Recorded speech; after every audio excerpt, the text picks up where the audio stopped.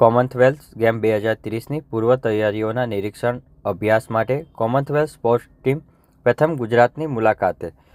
ગુજરાત અને અમદાવાદમાં 2030માં યોજાનારી કોમનવેલ્થ ગેમ્સની તડામાર પૂર્વ તૈયારીઓના નિરીક્ષણ અને અભ્યાસ માટે કોમનવેલ્થ સ્પોર્ટ્સ ટીમ પ્રથમવાર ગુજરાતની સત્તાવાર મુલાકાતે આવી છે. કોમનવેલ્થ સ્પોર્ટ્સના પ્રેસિડેન્ટ શ્રીયુત ડોનાલ્ડ રૂકરેની અધ્યક્ષતામાં આ ટીમના 5 સભ્યો ઇન્ડિયન ઓલિમ્પિક એસોસિએશનના પદાધિકારીઓ સાથે 8 થી 11 એપ્રિલ દરમિયાન ગુજરાતમાં રોકાણ કરવાના છે. મુખ્યમંત્રી ભૂપેન્દ્ર પટેલ સાથે ગાંધીનગરમાં શુભેચ્છા અને સૌજન્ય મુલાકાત. આ ડેલિગેશને ગુજરાતના પ્રવાસનો પ્રારંભ કર્યો હતો.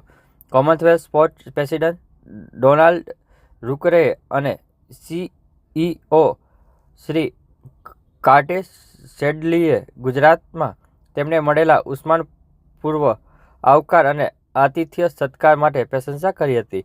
મુખ્યમંત્રી ભૂપેન્દ્ર પટેલે વડાપ્રધાન નરેન્દ્ર મોદીએ ટાઈમ બાઉન્ડ ક્વોલિટી અને ઇફેક્ટિવિટી પ્લાનિંગના આપેલા મંત્રને સાકાર કરીને શતાબ્દી કોમનવેલ્થ ગેમ 2030 માટે ટીમ વર્કથી કાર્યરત રહીને આ ગેમ્સ ભવ્યતાપૂર્વક યોજવાનું રાજ્ય સરકારનું કમિટમેન્ટ છે તેમ જણાવ્યું હતું. કોમનવેલ્થ ગેમ 2030 એ શતાબ્દી કોમનવેલ્થ ગેમ તરીકે યોજવાની છે, ત્યારે ગુજરાત અને અમદાવાદમાં મળેલું તેનું યજમાનપદ ખૂબ જ ગૌરવપૂર્ણ અને તેનો ઉલ્લેખ કરતા શ્રીયુત ડોનાલ્ડે વડાપ્રધાન નરેન્દ્ર મોદીના વિઝનરી લીડરશિપ અને રમતગમતમાં અપાઈ રહેલા પ્રોત્સાહનની પ્રશંસા કરી હતી. મુખ્યમંત્રી ભૂપેન્દ્ર પટેલે કોમનવેલ્થ સ્પોર્ટ્સ ટીમ અને Indian Olympic association commonwealth game 2030ના સફળ સંચાલન માટે રાજ્ય સરકાર જરૂરી બધી જ સુવિધાઓ અને ઇન્ફ્રાસ્ટ્રક્ચર ઝડપથી પૂરું પાડશે એવો વિશ્વાસ આપ્યો હતો.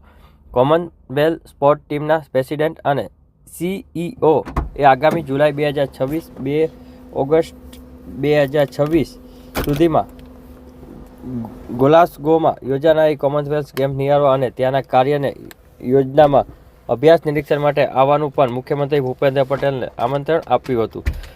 મુખ્યમંત્રીએ આ આમંત્રણનો સ્વીકાર કરતા ગુજરાતનું ડેલિગેશન ગ્લાસગો કોમનવેલ્થ આવશે તેવી ખાતરી આપી હતી. કોમનવેલ્થ સ્પોર્ટ્સ ટીમના પ્રેસિડેન્ટ શ્રીયુત ડોનાલ્ડ રૂકારે ગુજરાતમાં યોજાનારી 2030ની શતાબ્દી કોમનવેલ્થ ગેમ કલ્ચર વાઇબ્રન્ટની પણ અનુભૂતિ કરાવવાનો ખેલ ઉત્સવ બની રહે તે માટે પરસ્પર ટીમવર્કથી કામ કરવા માટે ઉત્સુકતા દર્શાવી હતી.